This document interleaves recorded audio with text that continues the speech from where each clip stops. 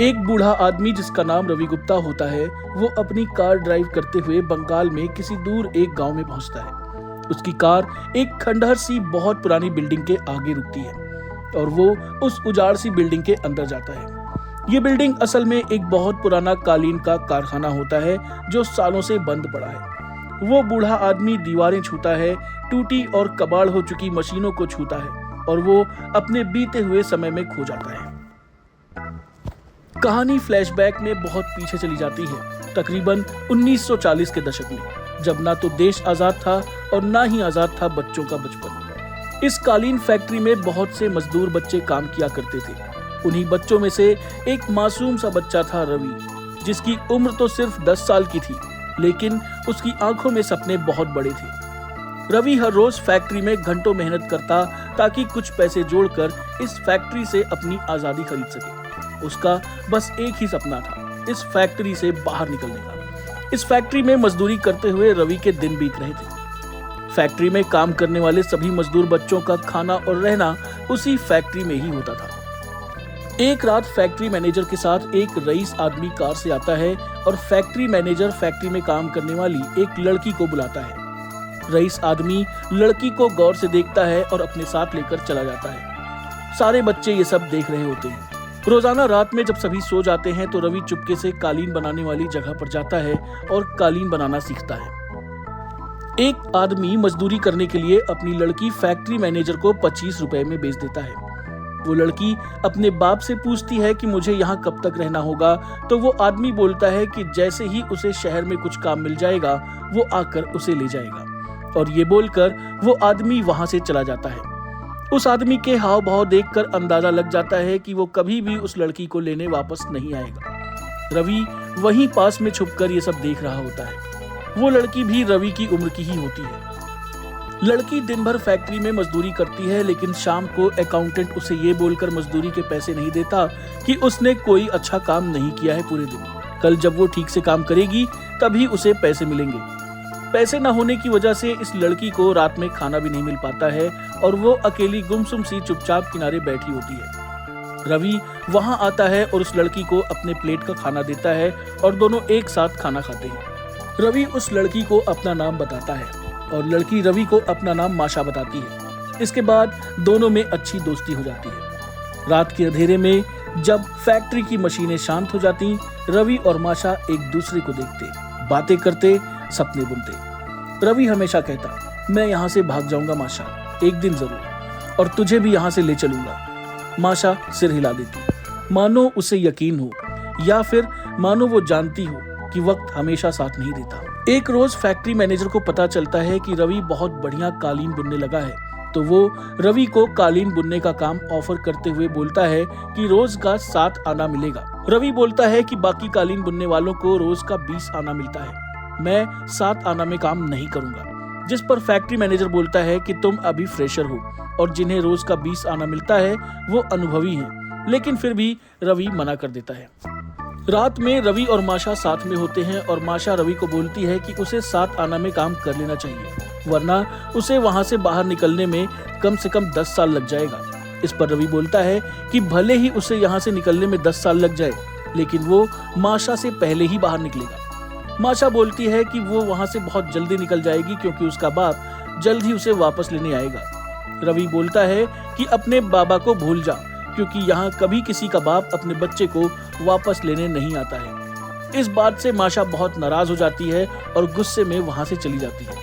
अगले दिन फैक्ट्री में काम करते समय भी रवि और माशा का सामना होता है, लेकिन दोनों गुस्से में एक दूसरे से बात नहीं करते।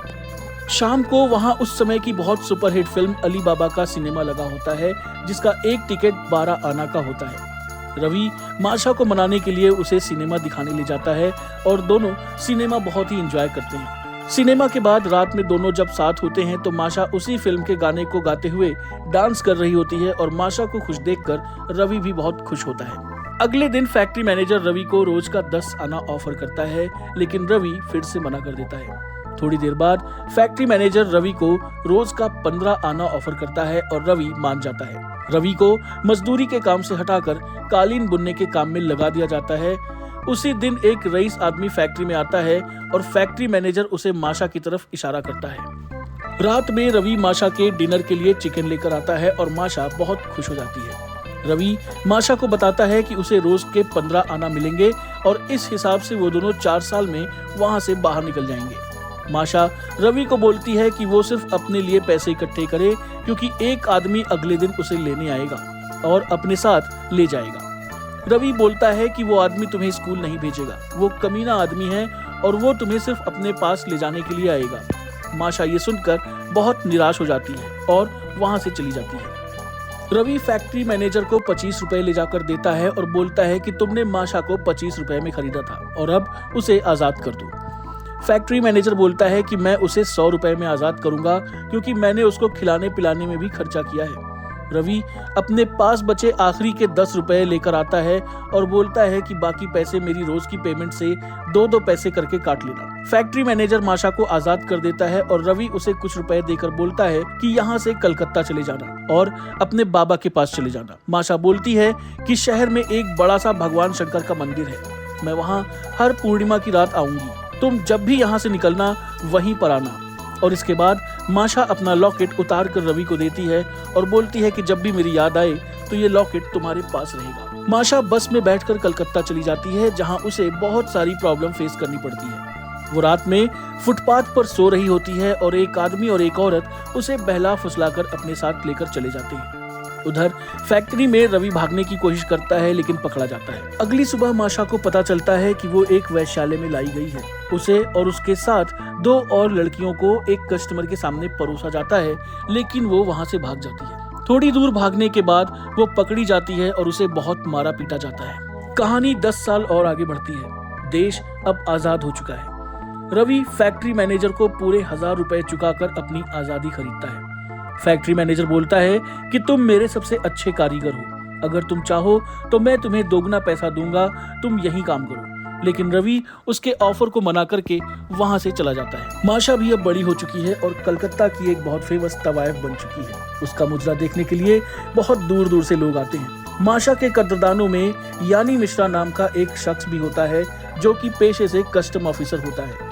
यानी मिश्रा असल में माशा को बहुत पसंद करता है और उससे शादी करना चाहता है, लेकिन माशा के दिल में सिर्फ और सिर्फ रवि होता है और इसी वजह से वो किसी भी आदमी को भाव नहीं देती है। रवि कलकत्ता पहुंचता है और पूर्णिमा की रात माशा को ढूंढने उसी शिव मंदिर में जाता है, जहां उन दोनों ने एक दूसरे से मिलने का वायदा किया था। माशा भी ठीक उसी समय उस मंदिर में पहुंचती है, लेकिन भीड़ बहुत ज्यादा होने के चलते दोनों एक दूसरे से मिल नहीं पाते हैं। माशा जब वापस पहुंचती है तो उसके साथ की तवायफें उसकी हंसी उड़ाते हुए बोलती हैं कि तू जिसका इंतजार कर रही है वो कभी नहीं आने वाला। रवि रात भर उसी मंदिर में रुककर उसका इंतजार करता होता है। रवि कलकत्ता में ना तो किसी को जानता है और ना ही उसके पास रहने की कोई जगह है। बूढ़ा आदमी रवि के काम को देखकर खुश तो बहुत होता है, लेकिन बोलता है कि मैं तुम्हें काम पर नहीं रख सकता, क्योंकि मैं इतने पैसे भी नहीं कमा पाता कि मेरा और मेरी पोती का पेट भर सकूं। इस पर रवि बोलता है कि मैं आपके यहाँ काम करूंगा और मुझे पैसे नहीं चाहिए, आप सिर्फ मुझे रहने की जगह और अपने साथ 2 वक्त का खाना खिला देना। जिस पर बूढ़ा आदमी राजी हो जाता है। बूढ़े की पोती दीपा रवि को पसंद करने लगती है। उसकी नजरें हमेशा सिर्फ और सिर्फ रवि को ढूंढती रहती हैं। रवि बूढ़े की शॉप को अच्छे से रिनोवेट करता है। रवि दिन भर शॉप पे काम करता है और रोज रात में माशा की खोज में निकलता है। रवि माशा को ढूंढते हुए कलकत्ता के रेड लाइट एरिया में जाता है, जहां कुछ लोग उसे मारते पीटते हैं और उसका पैसा भी छीन लेते हैं। यानी मिश्रा एक दिन इसी शॉप में कारपेट खरीदने के लिए आता है। रवि उसे एक बहुत ही नायाब किस्म की कारपेट दिखाता है। यानी मिश्रा बोलता है कि उसे किसी खास लेडी को तोहफा देना है, जिससे कि वो उसका प्रपोजल मना न कर पाए। रवि बोलता है कि ये ऐसी कारपेट है कि जब आप इसे तोहफे में देंगे तो कोई भी लेडी आपका प्रपोजल ठुकरा नहीं पाएगी, और अगर प्रपोजल ठुकरा दिया तो आप इस कारपेट को रिटर्न कर देना और मैं आपके पूरे पैसे वापस कर दूंगा। यानी मिश्रा ये कारपेट असल में माशा को गिफ्ट करने के लिए खरीदा होता है। माशा के साथ की तवायफें उसे बोलती हैं कि वो आदमी बहुत रसूख वाला है और कस्टम ऑफिसर है, तो माशा बोलती है कि उसे इस बात से कोई फर्क नहीं पड़ता और वो जिंदगी भर रवि का इंतजार करेगी। रवि रोज की तरह फिर से रात में चोरी छुपे घर से बाहर निकलता है और बूढ़े की पोती दीपा उसका पीछा करती है। रवि माशा को ढूंढने के लिए रेड लाइट एरिया में जाता है। दीपा एक नगर वधू को पैसे देकर पूछती है कि ये आदमी यहाँ क्यों आता है, जिस पर वो नगर वधू बोलती है कि ये आदमी रोज यहाँ किसी माशा नाम की लड़की को ढूंढने के लिए आता है। फिर से पूर्णिमा की रात आती है और रवि और माशा दोनों ही एक दूसरे को ढूंढने के लिए मंदिर पहुंचते हैं। इस बार माशा रवि को देखती है और तुरंत पहचान लेती है। इससे पहले कि माशा रवि के पास पहुंचती, वहां दीपा पहुंच जाती है। दीपा को देखकर माशा को लगता है कि रवि ने शादी कर ली है, जिससे वो बहुत दुखी हो जाती है और वहां से भाग जाती है। रवि को एहसास होता है कि भागती हुई लड़की माशा है और वो उसके पीछे भागता है, लेकिन नदी के घाट के पास माशा छुप जाती है। माशा रवि को देखकर उसके पास आने की कोशिश करती है, लेकिन तभी वहां दीपा पहुंच जाती है और वो माशा को देख लेती है, लेकिन वो नहीं चाहती कि रवि माशा से मिले और रवि का हाथ पकड़कर वापस घर लेकर चली जाती है। रवि को यूरोप से कारपेट का एक बहुत बड़ा ऑर्डर मिलता है और बूढ़ा खुशी से बोलता है कि हम लोग इस बात को सेलिब्रेट करेंगे। बूढ़ा किचन में कुछ लेने के लिए किचन में जाता है और तभी कुछ गिरने की आवाज आती है। रवि और दीपा किचन में भागकर जाते हैं तो देखते हैं कि बूढ़ा जमीन पर गिरा हुआ है और अपनी आखिरी सांस गिन रहा है। बूढ़ा मरने से पहले रवि को बोलता है कि मैं तुम पे बहुत भरोसा करता हूँ, मेरे सिवा मेरी पोती का कोई नहीं है, उसका हमेशा ख्याल रखना। और अपनी पोती का हाथ रवि के हाथ में देते हुए स्वर्ग सिधार जाता है। रवि दीपा से शादी कर लेता है।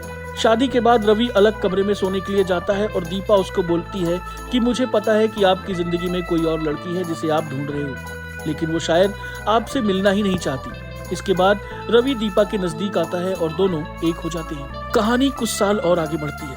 अब रवि गुप्ता कारपेट का बहुत बड़ा एक्सपोर्टर बन गया है। उसका बिजनेस अब बहुत बढ़ गया है और अब उसके ऑफिस में अच्छा खासा स्टाफ काम करता है। रवि का स्टाफ उसे बताता है कि हमारे सभी डॉक्यूमेंट सही होते हुए भी कस्टम वालों ने हमारा बहुत बड़ा शिपमेंट रोक लिया है, जिस पर रवि को बहुत गुस्सा आता है। रवि सीधा कस्टम ऑफिस जाता है और वहां एक कस्टम एम्प्लॉय से उसकी बहस हो रही होती है। शोर सुनकर कस्टम ऑफिसर यानी मिश्रा अपने केबिन से बाहर आता है और रवि को पहचान लेता है और बताता है कि कुछ साल पहले वो उसकी शॉप से कारपेट ले गया था। ये सुनकर रवि बोलता है कि आप दोबारा वो कारपेट वापस करने नहीं आए। तो यानी मिश्रा बोलता है, क्योंकि जिसके लिए मैंने वो कारपेट लिया था वो औरत अब मेरी पत्नी है। मैं इस बात के लिए तुम्हारा कर्जदार हूँ और तुम्हारी मदद करूंगा। रवि गुप्ता और दीपा यानी मिश्रा की पार्टी में इनवाइट होते हैं। दीपा उस पार्टी में नहीं जाना चाहती है क्योंकि उसे लगता है कि कस्टम ऑफिसर की पत्नी उससे इंग्लिश में बात करेगी और दीपा को इंग्लिश नहीं आती। हालांकि रवि उसे किसी तरह से पार्टी में जाने के लिए मना ही लेता है। रवि और दीपा पार्टी में पहुंचते हैं और यानी मिश्रा उन दोनों का वेलकम करता है। रवि दीपा को यानी मिश्रा से इंट्रोड्यूस कराता है। यानी मिश्रा भी रवि और दीपा को अपने साथ ले जाता है और अपनी पत्नी से इंट्रोड्यूस कराता है। यानी मिश्रा की पत्नी कोई और नहीं बल्कि माशा होती है। माशा और रवि दोनों एक दूसरे को देखकर शॉक्ड हो जाते हैं। वहीं दीपा भी माशा को पहचान लेती है और उसके लिए भी ये बड़ा ऑकवर्ड मोमेंट होता है। यानी मिश्रा शैंपेन खोलता है और रवि को बोलता है कि मैं आपके उस स्पेशल कारपेट को सेलिब्रेट करना चाहता हूँ। यानी मिश्रा माशा को बताता है कि इन्होंने ही मुझे वो कारपेट दिया था और बोला था कि ऐसी गिफ्ट के साथ तुम मेरा प्रपोजल मना नहीं करोगी। इसके बाद थोड़ी देर बात करने के बाद यानी मिश्रा रवि से उसकी पत्नी दीपा के साथ डांस करने की परमिशन लेता है और टेबल पर अब सिर्फ रवि और माशा ही होते हैं। माशा गुस्से में रवि को बोलती है कि तुम्हें क्या लगता है, अपनी पत्नी को डांस के लिए भेजकर मुझसे यहाँ बात करना चाहते हो? तुम्हें अंदाजा भी नहीं है कि मैंने कितने साल तुम्हारा इंतजार किया है। मुझे पूरा विश्वास था कि एक दिन तुम जरूर आओगे, लेकिन मैं कितनी बेवकूफ थी। जिस पर रवि कहता है कि मैं मंदिर आता था। इस पर माशा बोलती है कि मैं जानती हूँ क्योंकि मैंने तुम्हें वहां देखा था। रवि बोलता है कि इसका मतलब उस दिन तुम ही थी, लेकिन तुम भाग क्यों गई? इस पर माशा बोलती है कि क्योंकि तुम इतने महान हो कि मुझसे मिलने के लिए अपनी पत्नी को लेकर मंदिर आए थे और फिर मैंने बस यही प्रार्थना की कि तुमसे अब कभी ना मिलूं। रवि माशा को अपनी सफाई देने की कोशिश करता है, लेकिन माशा उसकी बात सुनने से मना कर देती है। घर पहुंचकर दीपा रवि से पूछती है कि क्या माशा वही लड़की है जिसे रवि इतने समय से ढूंढ रहा है, जिसका रवि हाँ में सिर हिलाकर जवाब देता है। रवि का अपने ऑफिस में मन नहीं लग रहा होता है और वो अपने ऑफिस से निकलकर सीधे यानी मिश्रा के घर पहुंच जाता है। माशा रवि को गुस्से में बोलती है कि वो उससे बात नहीं करना चाहती है और दरवाजा अंदर से बंद कर लेती है। रवि घर के बाहर से बोलता है कि जिस रात तुमने मुझे मंदिर में देखा था वो औरत उस समय तक मेरी पत्नी नहीं थी और अगर तुम वहां से न भागती तो वो औरत आज भी मेरी पत्नी ना होती। मैं तुम्हें कभी नहीं भूला, मैं आज भी तुम्हारा इंतजार कर रहा हूँ। और वहां से चला जाता है। उसी रात बहुत तेज बारिश हो रही होती है और रवि अपने ऑफिस में ही होता है। वहां भीगते हुए माशा पहुंचती है। आंसू भरी आंखों से वो रवि की तरफ देख रही होती है। उसकी आंखों में एक दर्द, एक अधूरापन होता है, एक तड़प होती है जो रवि को उसकी तरफ खींचने लगती है। कभी कभी मोहब्बत को नाम की नहीं, बस नजरों की जरूरत होती है। दोनों तेज बारिश में एक दूसरे से लिपट जाते हैं। रवि माशा को एक लेटर भिजवाता है जिसमें माशा का बचपन में दिया गया लॉकेट भी होता है। माशा होटल रूम में रवि से मिलने आती है और दोनों एक दूसरे में पूरी तरह से खो जाते हैं। धीरे धीरे रवि और माशा का रिश्ता दोबारा शुरू होता है। इस बार एक अवैध रिश्ता, लेकिन सच्चा। दोनों छुप छुप कर रोज एक दूसरे से मिलने लगते हैं और पहले की तरह ही फिर से एक दूसरे के साथ समय बिताना शुरू कर देते हैं। यानी मिश्रा सभी को लंच पर इनवाइट करता है और सभी का शुक्रिया अदा करते हुए अपने केरल ट्रांसफर होने की खबर बताता है। माशा डर जाती है। वो रवि से कहती है कि कल की ट्रेन है, मैं एक बार फिर से तुम्हें नहीं खोना चाहती हूँ, मुझे तुम पर पूरा विश्वास है। माशा स्टेशन के प्लेटफॉर्म पर रवि का इंतजार कर रही होती है। यानी मिश्रा माशा को बोलता है कि वो अपनी सीट पर बैठ जाए क्योंकि ट्रेन चलने वाली है। रवि स्टेशन पहुंचता है। माशा उससे कहीं और भाग चलने के लिए कहती है, लेकिन रवि कुछ नहीं कह पाता है। तभी वहां यानी मिश्रा आ जाता है और माशा को ट्रेन में बैठने के लिए कहता है क्योंकि ट्रेन स्टेशन से छूटने वाली होती है। कुछ रिश्ते बार बार वक्त से हार जाते हैं। माशा रवि की चुप्पी देखकर समझ जाती है कि रवि उसके साथ कहीं नहीं जाएगा और वो चुपचाप ट्रेन में जाकर अपनी सीट पर बैठ जाती है। यानी मिश्रा रवि को बताता है कि माशा प्रेग्नेंट है। ये सुनकर रवि बस देखता रह जाता है और माशा एक बार फिर उससे दूर चली जाती है। देखते ही देखते कई और साल बीत जाते हैं। दीपा रवि को बताती है कि कोई उससे मिलने आया है। रवि बाहर जाता है तो देखता है यानी मिश्रा उससे मिलने आया है। यानी मिश्रा रवि को बताता है कि केरल में सब कुछ बहुत ही बढ़िया था। माशा ने एक बहुत ही प्यारे बच्चे को जन्म दिया था। हम दोनों बहुत ही अच्छे से हंसी खुशी रह रहे थे, लेकिन फिर एक दिन मुझे पता चला कि वो मेरा बच्चा है ही नहीं और फिर मैंने उसे और उसके नाजायज बच्चे को घर से बाहर निकाल दिया। रवि बोलता है कि ये सुनकर बहुत दुख हुआ, लेकिन ये आप मुझे क्यों बता रहे हैं? इस पर यानी मिश्रा बोलता है क्योंकि तुम्हें भी खुश रहने का अधिकार नहीं है। इससे रवि को पता चलता है कि माशा के बच्चे का बाप असल में वो खुद है। रवि पूछता है कि अब वो कहाँ है। यानी मिश्रा बताता है कि मुझे नहीं पता कि वो अब कहाँ है, शायद वो जिस गंदगी से आई थी वापस वहीं चली गई है। रवि अपने लॉकर से ढेर सारे रुपए निकाल कर घर से बाहर जाने वाला होता है कि तभी वहां दीपा अपने बच्चे के साथ आती है और पूछती है कि क्या वो माशा से मिलने जा रहा है। रवि हाँ में जवाब देता है। दीपा पूछती है कि क्या वो कभी वापस आएगा, जिस पर रवि बोलता है कि मुझे नहीं पता। रवि रेड लाइट एरिया में जाकर काफी ढूंढता है और उसे आखिरकार एक छोटे से घर में माशा अपने बच्चे के साथ मिल जाती है। रवि उसे अपने साथ हमेशा के लिए कहीं और चलने को बोलता है, लेकिन गुस्से में माशा उसे वहां से जाने को बोल देती है। रवि चुपचाप वहां एक पैसों से भरा लिफाफा छोड़कर चल देता है।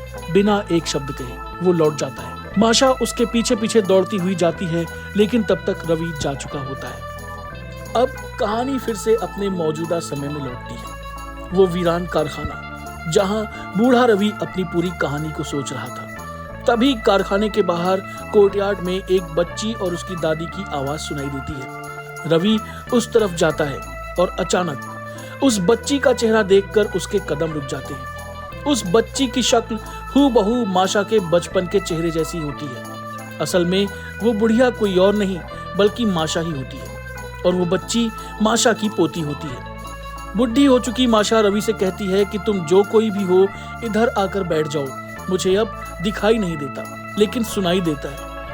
रवि एक अनजान शख्स बनकर माशा से पूछता है कि मैं इधर से गुजर रहा था, मैंने इतने सालों में कभी किसी को यहाँ रहते नहीं देखा और मुझे उम्मीद भी नहीं थी कि यहाँ कोई रहता होगा। माशा बोलती है कि बहुत ही लंबी कहानी है, मैंने अपनी पूरी जिंदगी सिर्फ एक इंसान से प्यार किया, लेकिन हमारी तकदीर ने हमें कभी साथ में खुश रहने नहीं दिया। बहुत सालों से हमें एक दूसरे की खबर तक नहीं है। अगर वो जिंदा होगा तो एक ना एक दिन यहाँ जरूर आएगा, जहाँ से हमारी जिंदगी शुरू हुई थी, जहाँ हम कभी एक साथ हुआ करते थे। रवि पूछता है कि क्या आपको यकीन है कि वो आदमी यहाँ आएगा। माशा बोलती है कि यकीन से नहीं कह सकती क्योंकि अब बहुत साल बीत गए हैं, अब तक तो शायद वो मुझे भूल भी चुका होगा। रवि बोलता है कि मुझे लगता है कि वो अभी भी नहीं भूला होगा।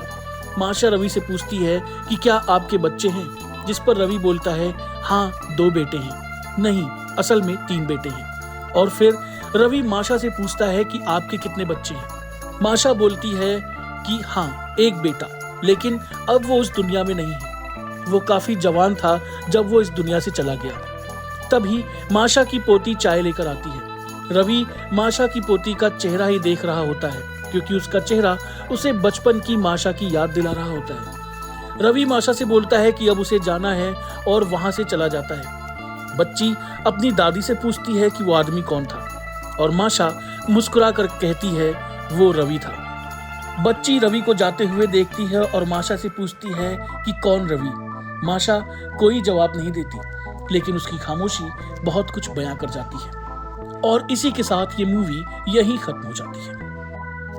2004 में रिलीज हुई इस फिल्म का नाम है शैडोज ऑफ टाइम। ये मूवी एक ट्रेजिक लव स्टोरी है जो बताती है कि वक्त ने ना उन्हें अलग किया ना मिलाया, बस बीच में एक उम्र रख दी इंतजार की। इस फिल्म की कहानी, एक्टिंग, डायलॉग और बैकग्राउंड म्यूजिक बहुत ही यूनिक है।